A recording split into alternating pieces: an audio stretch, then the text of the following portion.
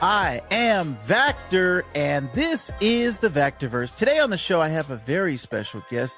I would say the host of one of my favorite comic book podcasts, and I think this is the greatest themed podcast that I've come across so far.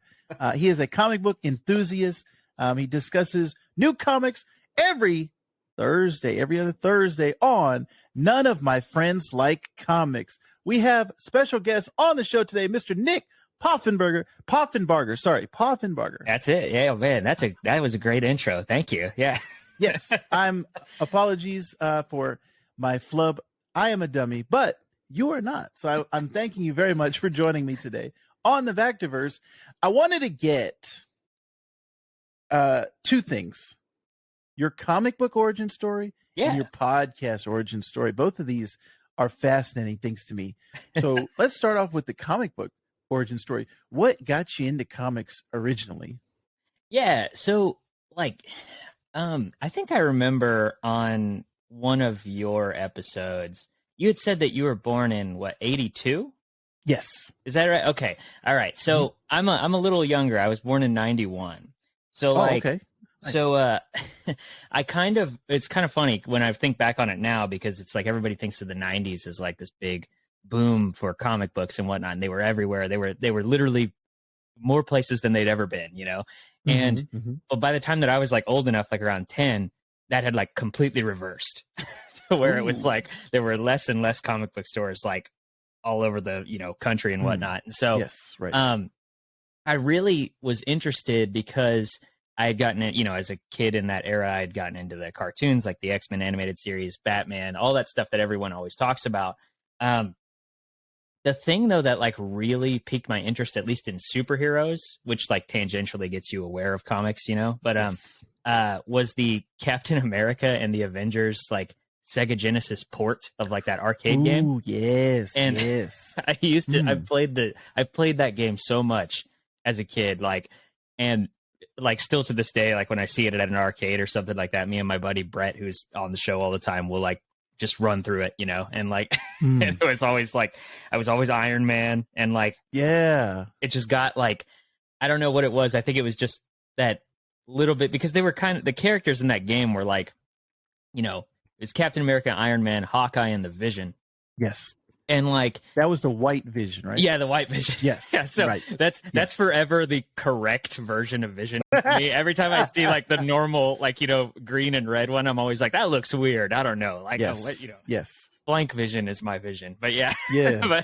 but yeah, like, so that game like really started something in me where I was like, I think it just clicked that there was something more to like these characters than just being like, more than like a cartoon character was or something like that. Like, it's like, oh, there's like a history and there's like a long-standing thing with comics. And but as I said, I kind of grew up in that time where I was young and I didn't know like how to find a comic book store. I remember there being a spinner rack at like our local grocery store my mom used to take me to. Yes. But like I would only ever get like, they didn't like stock that with weekly releases. It was just like something every other month you might get something new, but like I would just buy something random, like a Sonic the Hedgehog comic, or like I do have some Iron Man comics from that day, but they were just so random, and I probably looked at the pictures way more than I actually like read the things back in the day. Right. But yeah. So man, yeah, that's crazy. So I'm trying to gauge your age here. So you played it on Genesis.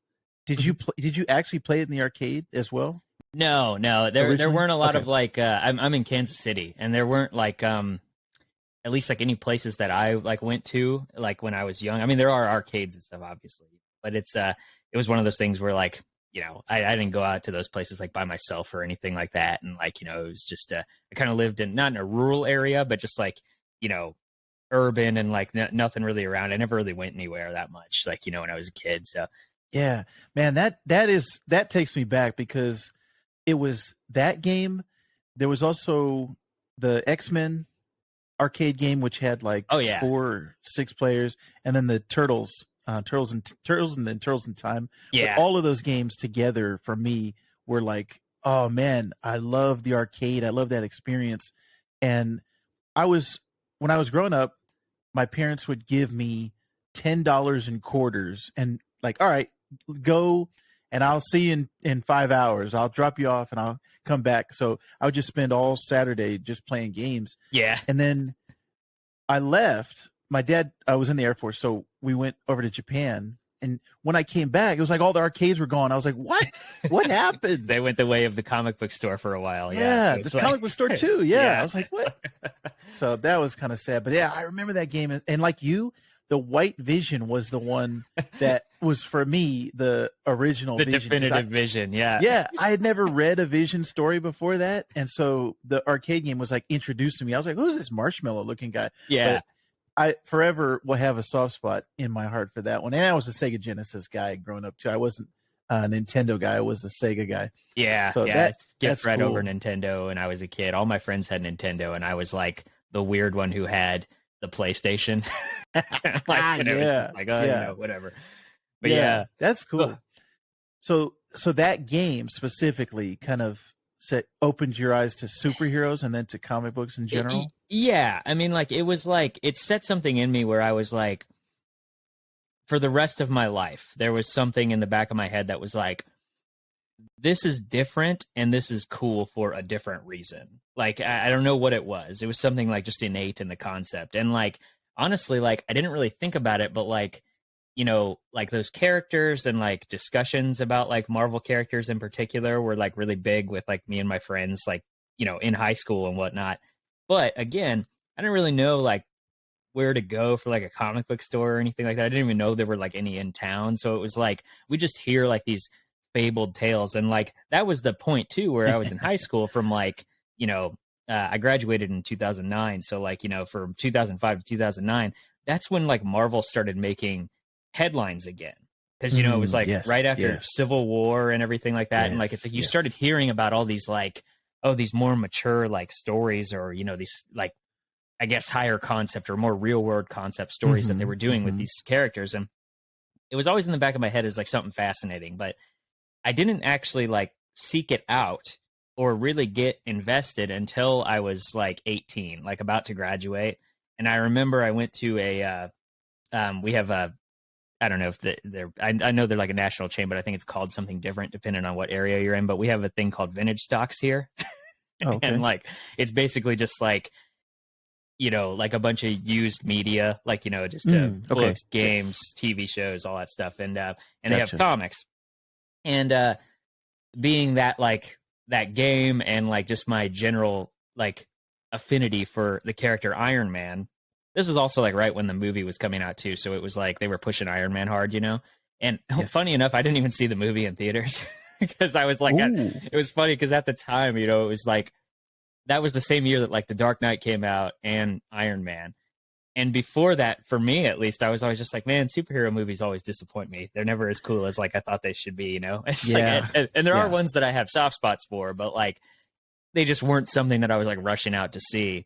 Right. And but they had a used copy of the first trade, which the series was still ongoing at the time, of Matt Fraction's Invincible Iron Man series. Yes. And that like in no shorter terms like changed my life. Like it was like I read it and I was just like, this is like everything I wanted. It's like it's modern storytelling with like this character that I already like just have built up in my head as being so awesome, you know? And like and it took me on a ride, and that run hits like for me like all of the pivotal like quirks to Tony Stark's character that like are possible.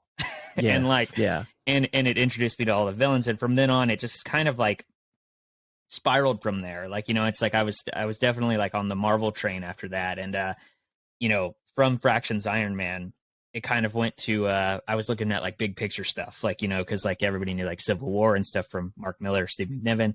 Like I started getting into event comics because I thought that was kind of the way to like gauge where everything was going, and then I could like kind of jump onto characters once I got like caught up. And so I ended up like in the never ending pit of like Bendis era events.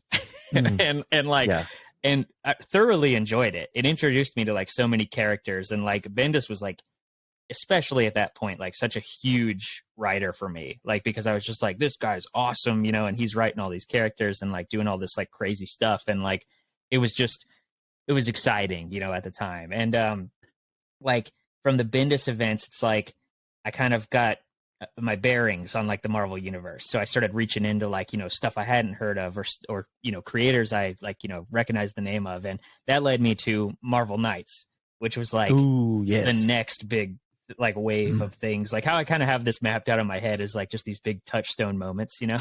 But like Marvel Knights was the big one for me. That really got me looking at creative teams, like because I read like Inhumans by Paul Jenkins and Jay Lee, which is still one of my favorite like comic books of all time. And yeah, it just kind of like spiraled out from there. And I found like that I was really relating to the modern aesthetic storytelling that like some of it you go back now, like in like the Vertigo titles and things, because that's what I jumped into shortly after. And like it matched like me, especially at like 18, where I'm like, oh, like I want like more mature, like grounded stories where like stuff happens and you're like, whoa, you know, or whatever. And like, and, you know, so that was kind of like my foundation. And I remember like when I got Fractions Iron Man, like I tried to go back and I was like, oh, well, I should just start from the beginning and read like Iron Man from 1962.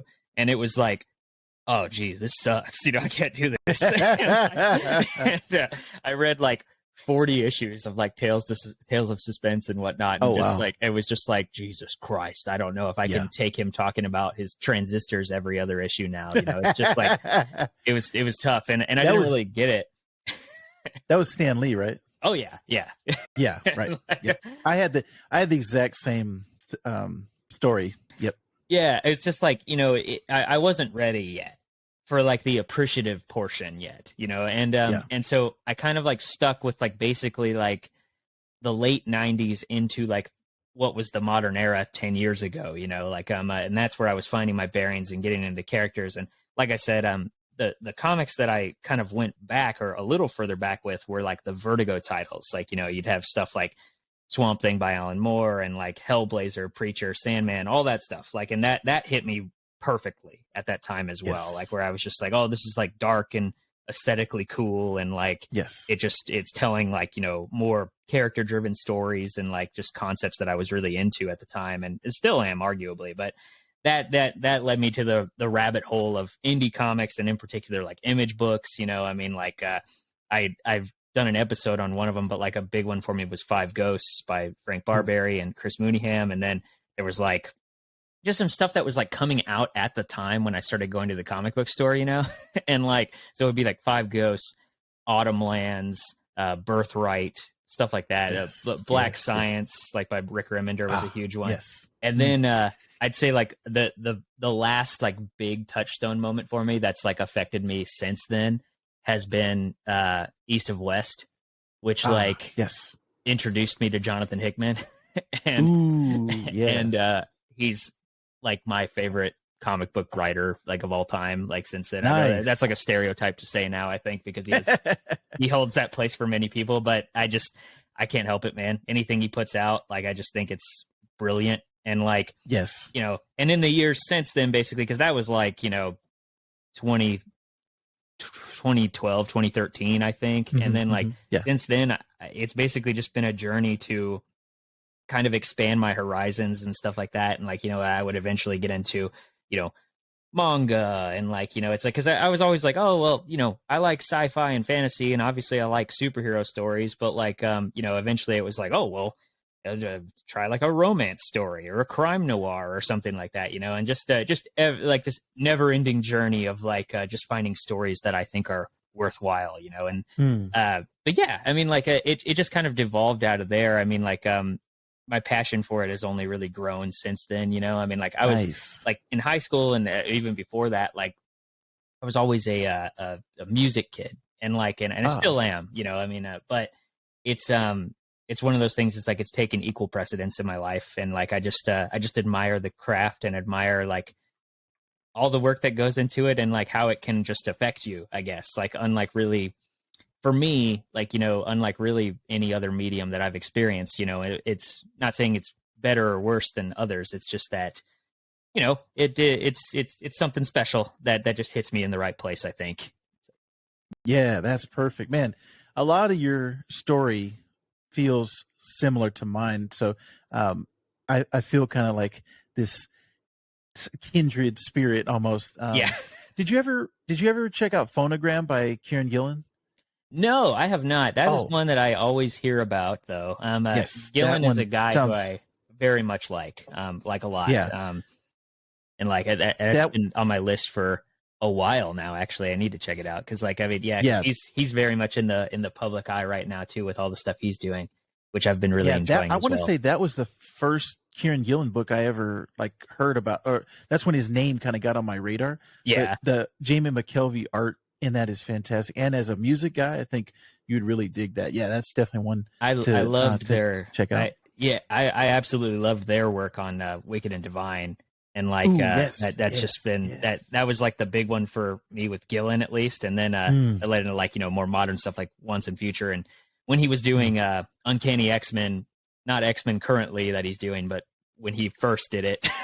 And then and since then it's just yeah, he's always been one that I've always like enjoyed his stuff as well. I just like Phonogram is one of those that I'm like, oh, it's on that eternal like growing list that I always have, you know. Right. Yeah. I also have that list as well. Yep. I got to get caught up on so many stuff that's currently coming out and stuff that's already come out. It's like, man, I got all these books to catch up on, but it's a It's good rough. problem to have in our current day. Like there's just too much good stuff to Yeah.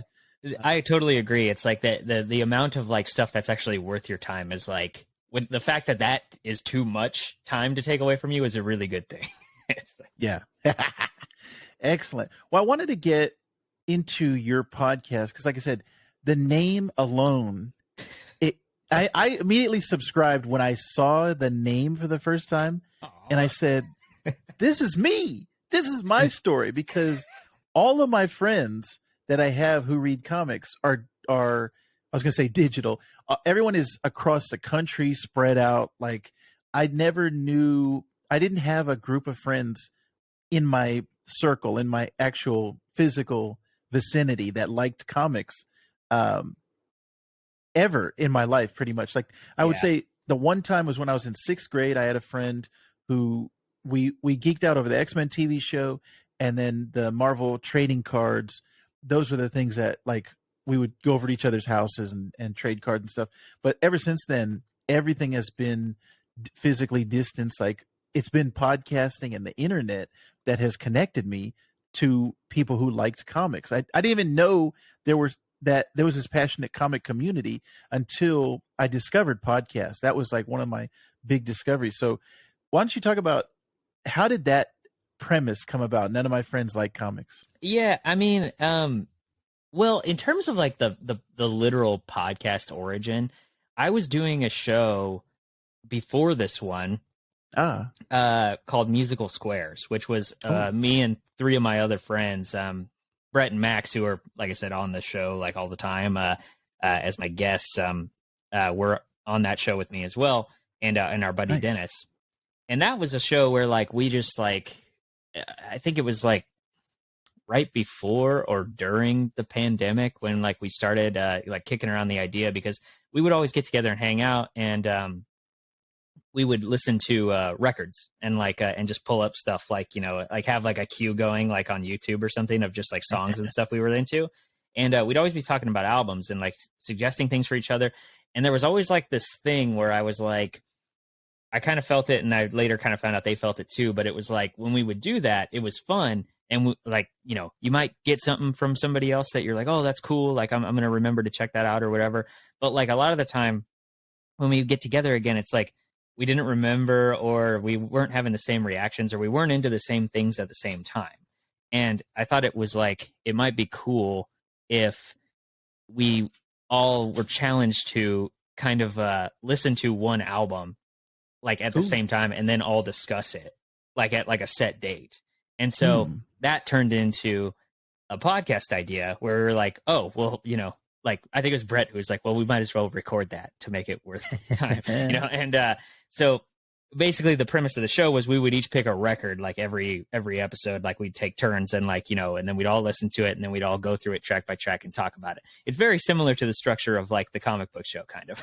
And like, but eventually we got like, decently into that show, like 20 episodes or something like that. And our buddy Dennis decided that he was like, I don't really want to do it anymore. I'm not that into it. And it's like, cool, whatever. It happens. And like, but the other three of us, like me, Max, and Brett, were like, oh, well, we still like doing this and we want to podcast, but like, let's give it some time and just see if, if how it turns out or if we come up with any ideas. And in that lull period, I was rereading a bunch of stuff that I had read recently because I've, at this point had been into comics for over a decade, and like, I'm reading it every week, going to the shop and always reading something. And I reread something. It was actually the Batman Earth One, like the Jeff Johns and Gary Frank. Yes. Yeah. Right. So I was rereading that. Yes. Yeah, he's so good. But I was rereading those books because the third one had finally come out. Yeah, like a year and a half, 2 years ago. And I reread the first one, and I hadn't read it in years. And I walked away from it going like, I was like, man, I really love that book. Like, it's just a really great book. And it got me thinking about it. I was like, I'm so passionate about this stuff. And I literally thought to myself, like, I was like, I never have anyone I can text about this or call about or anything like that. And then like, I instantly was like, I'm going to do a show about comic books. And the name like literally came to me right there. I was like, it's like because that was the problem I was having. So like, and as the show has gone on, I'm sure if you've listened to it a bit, like, there are friends who I have who are into comics and or like those kind of stories, but like the premise of the show still works because we're never reading the same things at the same time. It's the same thing with like the albums, like we're like, it's never focused. So it's like this like idea for the show was basically like, okay, I'm going to like pick something like a giant master list of things that I love and want to talk about, like a book that I want to talk about. And it's usually like a trade's worth or whatever. And I like kind of curate that to like all of my friends who like want to be on the show or want to like, frequently guest and whatnot. And we just kind of decide on a book, read it, take notes, and then like, we go at it. And it's kind of like a forced book club, I guess. But yes. But yeah, I mean, like I said, the name is obviously a bit tongue in cheek, like because of that regard. But I mean, it's not far from how I've felt in the past, and I'm sure how, like you were saying, a lot of comic book enthusiasts kind of feel in the way that like it's just like, man, when I want to talk about something, like it's like I never have someone who's like into this exact thing right now, and like it's like, and this is a way for me to force my friends and family to do so, I guess. So that's perfect. Like I said, it's exactly what my life has been. So when I found your podcast, I was like, this is perfect. Like, this is who I want to surround myself with, because this guy, he gets it. He knows my struggle. So that's been great. Yeah. And I've loved like you said, each episode being like what we were doing on our show for a little bit was a book of the month, where it was like, okay, we focused, we all are going to read the exact same thing. And it was once a month. Yours being every episode, it's like, oh yeah, this is great. This is like right to the point, getting each episode a new storyline. And I was just listening to your Ant-Man anniversary episode. Yeah. Your latest episode was Nemesis. I haven't checked that one out yet, but I was listening to that anniversary episode and I was like, yes, I just read that not too long ago. So I felt like I was in the room with you, which is, I think that's the joy of podcasting, is like you feel like you're in the room, that person. Yeah. So I think you guys are doing a great job. Well, thank you. Thank you so much. Oh, no worries. How do you pick what each episode is going to be? Like, is it just, I'm reading this book now and I want to talk about it? Well, I mean, sometimes I will be like reading something and it just kind of strikes me and I go, oh, like, yeah, I definitely want to do that. The Ant-Man book was actually kind of like that, because like, I think it was only on issue 2, because I was reading it like monthly when it was coming out. Gotcha. And by the time I had read issue 2, I was so happy with that issue that I was like, oh man, we definitely have to do this book on the show when it finishes, And like, so that's kind of how that one ended up happening. But like, it actually started where I just made like a master list of books that I thought of off the top of my head that I was like, I want to do this. And it was like hundreds of books, So like, yeah. So I just kind of I had that list, and nowadays, like, if someone new wants to come on, I usually will curate like a specific like handful or so, and not just send them hundreds of options, but like right. but it kind of is a mix of like books that I just kind of feel like going back to, and or something I just recently read that I found like a lot of value in. And then I think like, it's usually really easy because I'm just like, oh, like this is the friend I want to talk to about this. And it's kind of just like, Right. I'll add it to like their individual lists. And then, we kind of talk about it. And like a lot of the time too, like I'll share like their giant list with them. And then if I'm like, hey, we got to do an episode sometime soon, and I'm not thinking of anything like, off the top of my head to do, like they'll pick something that sounds interesting, or come up with something on their own. And I'm like, oh yeah, sure, we can do that. Like, so it's a pretty mix. I mean, which I think works well for it, because I like the idea of every episode being like not vastly different, but just something that like, it's kind of like a surprise, like every episode, it's like, we're not just going to do this every time, or do like, like from Avengers #1 all the way to the modern day or something like that. It's a variety kind of hour thing, Okay. which just keeps me more sane as well. Yeah. And each episode, do you focus on a person who's never read that story before, or is it a mixture of, oh, they've read it and they're coming on because they love it, or you're recommending it to them? Yeah, I mean, like the basic premise is that I want to get them into whatever story we're doing, like, or at least like I think that they would get something out of it. At least that's kind of like the majority of the episodes. There have been occasions where we've reversed it, and it's been something that I've never read, and like another one of my friends hosting, and like, and that happens every so often. It's just nice. It also gives me a little bit of a break, which is great. But like I think the like I said, the core premise is that yes, like the one of us has never read this before, and we're experiencing it for the first time, like, and talking about it after like a fresh read. So you really get that like kind of new experience mixed with like someone who has thought about it at least a little bit more, and like, and then you get like, I try to, at least for me, like if I'm the first time reader, or whoever's the first time reader, I kind of encourage them not to really do like a lot of research unless if they're just really interest is piqued, because like I like that questioning to come up organically, like in the show, it's like, I mean, like obviously like a lot of those things, it's like, oh, well, you could have just Googled it, but it's like, that's no fun. we want it to be a discussion, like at least, and give us the opportunity to kind of come to our own conclusions. And yeah, I mean, like, I think funny enough, like I only recently decided to start referring to the show in this way, but I have a buddy of mine, Lance, from another show called The Comic Book Keepers. Yes. We swapped episodes not too long ago. He did one on my show with we did Spider-Man Noir, the first trade of that. Yes. And I went on his show and talked about the character Nova from Marvel Comics, which is one of my favorite characters. And I think when he was describing the show, I'm always curious as to how people will like describe the show to other people, like, but he had said something about it basically kind of being a community builder. And I really liked that.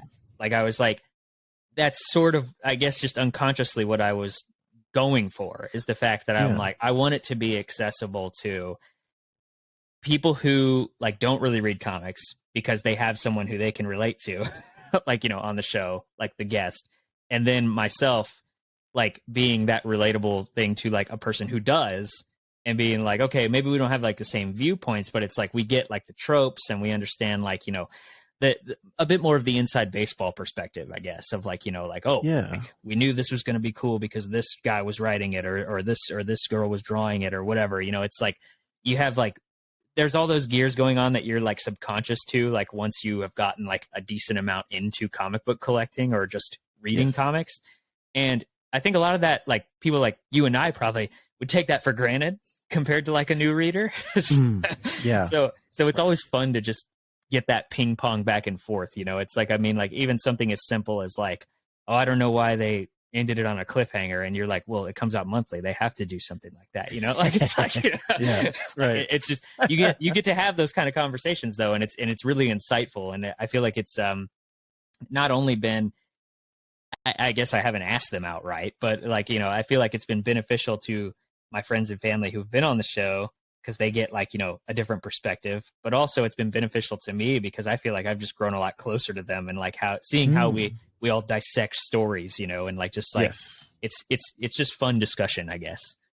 Yeah, man. Like I said, I feel like so many similarities between you and me of thinking about the story being the most important thing, and the creative teams who are crafting these stories. That's who I'm following versus necessarily, oh, I'm a Spider-Man guy, so I'm always reading Spider-Man. But when you go into the indie stuff, and when you're going and you're following these creators around, like we talked about Kieran Gillen earlier and Hickman, and actually that Fraction Iron Man run, I was at that time, like, I felt like Fraction was what Hickman is now. That's what Fraction was when that was coming out. Mm-hmm. And so it was like, oh, everything he's doing, sex criminals, like everything is just hitting. And I don't feel like he's that same way now. Like he's not producing as much, I feel like, versus he's a bit more Iron Man. He's a bit more reserved nowadays. Yeah, for sure. But like we talked about Bendis earlier, he was just putting out every book left and right. It was some would say too much. Yeah, it was crazy how much stuff he was putting out, but I was loving it at the time. Yeah, I haven't loved his current output that he's been recently, especially ever since he went to DC. I haven't really loved a lot of his stuff. Actually, have you read a lot of his DC stuff? I've dabbled. I remember when the Man of Steel miniseries came out, and I hate to be mean, I hated it, but I really did not like it. But that I was coming fresh off the Tomasi Gleason stuff, which was in my opinion, one of the greatest Superman runs of all time, and it was just rough. And I was also, though, I was very critical of Bendis at the end of his Marvel tenure. I was very I just didn't like what he was doing anymore. And I felt like I had kind of moved on. And honestly, though, like, I was not a fan of his Superman stuff. I did give it a fair shot. But like, what was it? He did that Batman Universe. It was like the Walmart book released originally that way. Yeah, right. And like, it was like Nick Darrington doing the art, and like, I had heard like a little bit of buzz about it. And I was like, when Bendis went to DC, I was like, everyone thought like the logical thing would be for him to take Batman, because, he excels at that street level noir stuff. But it was like kind of a surprise that he was like, oh, well, it takes Superman. And it's like, oh, well, that's an interesting choice. But, him doing Batman. So I was like, well, I'm going to try that. It came out in like the hardcover or whatever. And I was like, and I like Nick Darrington's art a lot. So I was like, I'll give it a shot. And that was just really fun. It was great. And I was like, oh, that's pretty cool. And like, and I haven't dabbled too much into his, cause he has like that imprint with DC now where it's like, he just kind of releases creator owned stuff. Right. Like, and I haven't checked a lot of that out, but he, I think that's where he did Naomi. Yeah. Naomi was one of those, I think, or it wasn't canon at first, but then it was, so it's like, but yeah, cause he also did like the Young Justice book and all that stuff. And some of that stuff I've heard is really great. And I just haven't checked it out yet, to be honest. Like I said, Bendis is one of those that like, I kind of wait to hear, the rumblings, and then I'm like, oh, he's doing something cool again. Okay, cool. I'll check it out. Yeah. But going from someone who hasn't been, I guess, thrilling you lately, what currently that's coming out right now, what is your favorite comic? Oh man, my favorite comic book currently coming out. And see, give me one sec here. Or give me your top three. Top three? Okay. One that comes to mind is Little Monsters by Jeff Lemire and Dustin Nguyen. That's just a creative team that hits every single time for me. And I can't not like that book, and it's just every issue's blowing me away. I just found out that it's ending at issue 13, and I'm like, oh, I'm sad to see it go, but at the same time, I'm like, oh, well, he's got to wrap up. I trust him, Yeah, right. But yeah, other than that, let's see, what else comes to mind, at least instantaneously? I'd say like Human Target Ooh, yes. is a big one for me. Tom King. Yeah, I make a lot of jokes about Tom King sometimes on the show, saying that, jokingly referring to him as my favorite writer, but I do really love his work. And but the only reason I call him that is in a joking, endearing way is because there was a while where I was like, man, I don't like Tom King, like when I was reading like his Batman run, and I was like, I'm sick of it. And then like there was like this slow realization that I liked or really loved anything that he wrote that wasn't that. And then I was like, oh, wait. I was like, never mind. I love Tom King. I don't know why I'm being a dick about his Batman, but whatever.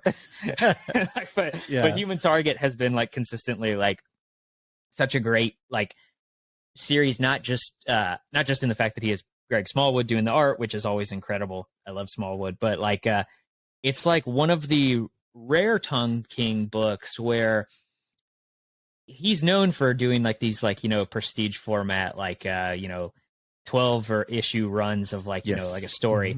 And when you give him something like Rorschach or even like the one he's doing right now, the Danger Street, I find myself like when he's presenting it in that kind of narrative way that he likes to do, which always comes together and it's always satisfying, it's always good. It's hard to read month to month though. Like it's kind of like one of those that like even Danger Street, like I haven't read issue 3 because when I read issue 2, I was like, I don't remember who any of these goddamn characters are from last month. So like, I kind of decided I was like, I'm going to pick this book up. I'm not going to read it until it's like 6 issues deep. And then I'll read them all together. And then I'll read the last 6, or whatever. Like that's just how I have to do it sometimes with his narratives. But with Human Target, it's different because every issue is like a spotlight on like a JLI character. And the narrative is pretty easy to follow because it's like, okay, like, this dude is dying. He has 12 days. So each issue is one of the days. And it's like he's encountering a different person every day. So it's like, it's much more clear cut to follow. Yeah. And so like, it's been one of my favorite monthly books for the last year that it's been coming out. And I think the last issue comes out next week actually, but I'm stoked for that. So, so Human Target would be one. The other one I have to, if I'm being totally honest, I have to lump these two together, but it would be Immortal X-Men and X-Men Red. Oh, okay. Yeah. Right. Like I'd have to put them together because they're back to back, just like working together and just totally killing it with the X-Men line. That they're what's kind of saving it for me at the moment, where my interest is not waning, but like just I've kind of found that like I'm like like these are the X-Men books that I really enjoy, and they seem more made for me, and then the other ones I'm glad that they're there, but I'm just like I don't have to read everything now since Hickman left, Yeah. I had to play catch up on the Hickman, the Powers of X, or was it House of 10 Powers of X or House of X Powers of 10 is how he called it. Yeah, I always get mixed up on those. I had to play catch up on those. It doesn't matter. Yeah.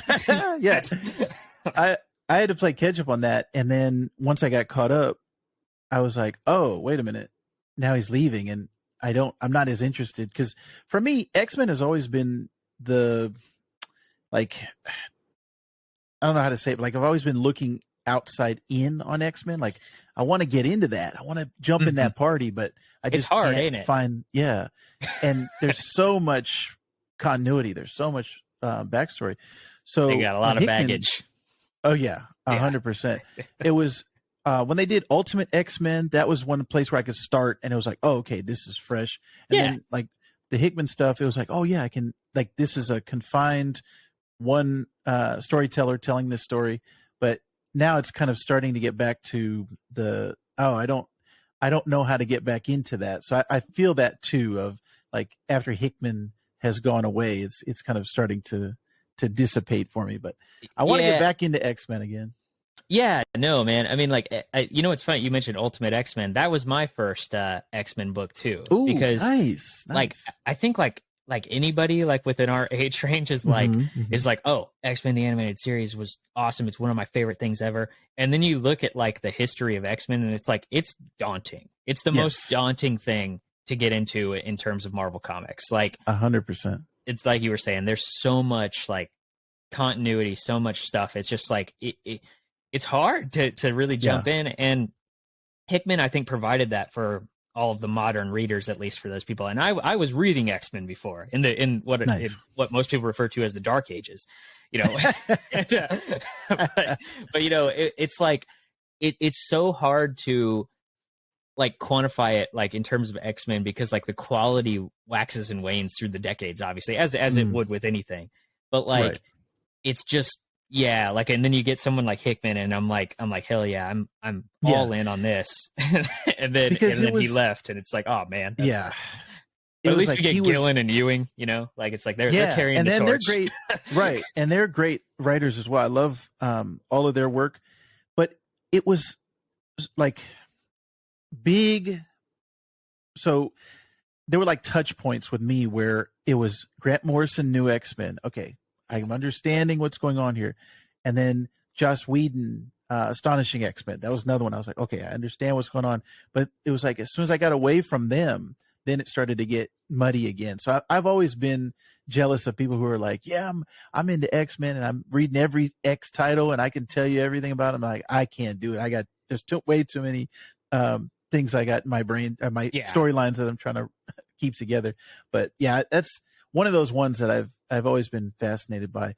I think for me, the Hickman of my sensibility is Brian K. Vaughan. Anything that he puts out, I don't care what it is. It's like, I know I'm going to like it because there's never been a book that he's written that I didn't like. I've gone back and, he did a one-shot Wonder Woman, or he did one thing of, actually, he wrote some Ultimate X-Men. I think he did like a storyline, and it was like, every single thing. There's nothing that he has written that has been, to me, bad. So I'm like, this is my guy. I'm going to roll with him for the rest of my life. Like I don't doubt him on anything. And Saga is my favorite book, hands down, that's coming out right now. I recommend it to like every person on the street. Saga, you read Saga. So I guess that's my Hickman is BKV. Yeah, BKV, like, I mean, he really, I totally agree in the way that, like, anytime that I've dove in, I've just never been disappointed. And I love the way that he has, like, this, I don't know, it's so funny when, like, you read some of his, like, series, because it's like, you'll hear the concept, right? And it's always like, it's always an elevator pitch that you're like, yes. that you're like, oh, that sounds cool, you know, like, it's like that sounds neat. And you know that he's going to like take it and get it for all it's worth. You know, he's going to take it in every direction. He's going to take left turns when he should go right too. And like, he's just, but at the same time, it's like everything that he writes is like so easily digestible. Like, it's like, he just has like that perfect way of like writing. It's like, I've always like said that Brian K. Vaughan would be like, I mean, like his series are tailor made to be like adapted, like, or like, you know, just like it, or just in the way that like they're the type of books that get people who otherwise might not be into comics into comics. Yes. Like, I mean, like, that's 100%. Yeah. Like, it's just, he just knows how to do it. I mean, like, even my buddy Max, like, it's like, you know, he's not an inexperienced comic guy, but like, you know, he like, even he's like, oh yeah, I read Saga, you know, like, it's like, you know, it's just like, there's something about like just the way that he writes character that just connects in like a way that like it, and he makes it seem so easy too. That's the thing. It's like, he never misses with that. He's great though. Yeah. And I don't know how he does it, but like, he gets the best artists to work with. Like, every time he comes out with a new series, he's like introducing me to a new artist, and I'm like, oh shoot, Pia Grab. Like, I love everyone that he's getting for every one of his stories. Cliff Chang, like that. I think Paper Girls might have been my first Cliff Chang stuff, and it's like everything I've gone back and looked at that he's done, I've loved. So I'm like, I don't know how he does it, but he does it. He works with everybody, but it's probably just because, you know, he's so good. The artists want to work with him. That's kind of how I feel about Tom King nowadays, though. It's like, I mean, like Tom King, I think the only one that he like truly brought into my purview that I had not heard of before was Jorge Fornes. And like, now Jorge Fornes is like one of my favorite modern comic book artists. Like, I mean, it's like, but he always just gets people that are like just awesome. Like, I mean, even that Bilquis Evely on that Supergirl Woman of Tomorrow. Oh yes.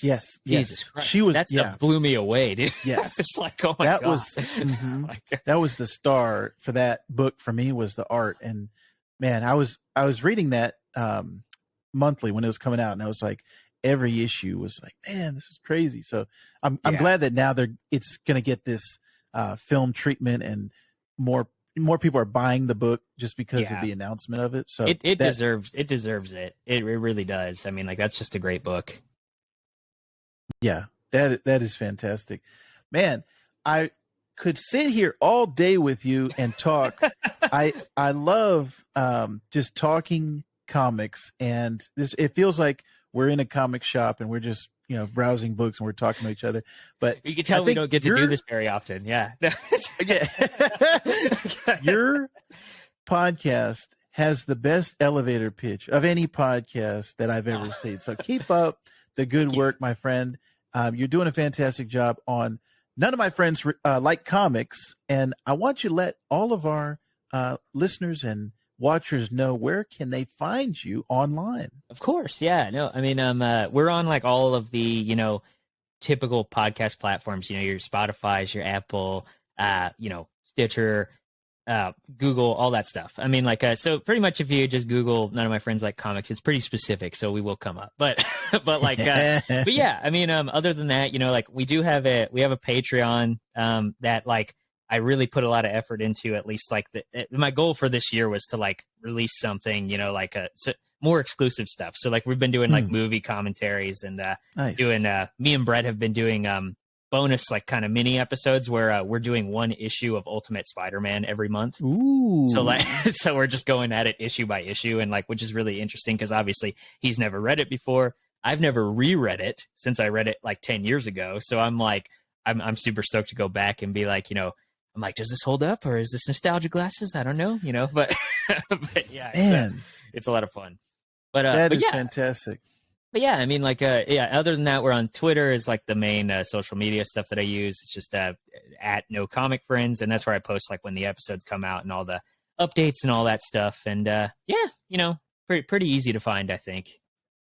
Excellent, man. I cannot thank you enough for joining me today. I am a huge fan of None of My Friends Like Comics. And thank you so much. Actually, you know what? The similarities just don't stop, because I actually was just on, I guessed it on another podcast recently, and we were talking about Ultimate Spider-Man. Yeah. And it was the first time I had reread it since I don't think I've gone back since they stopped coming out monthly.